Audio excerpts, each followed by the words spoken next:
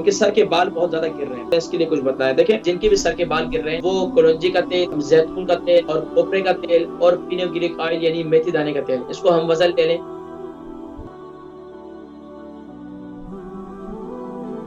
अस्सलाम वालेकुम मुफ्ती साहब।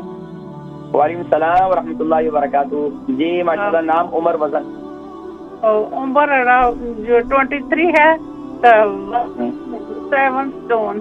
तो मुझे प्रॉब्लम है कि सर के बाल बहुत ही गिरते हैं और डंडरफ भी साथ है। तो डॉक्टर के पास जाती हूँ, डिफरेंट शैम्पू देते हैं, लगाती हूँ, उससे कोई फायदा नहीं। तो प्लीज कुछ बताएं। तो और साथ पढ़ने के लिए प्लीज कुछ बताएं। ठीक है, प्रोग्राम देखें, मैं जिक्र करता हूँ इंशाल्लाह।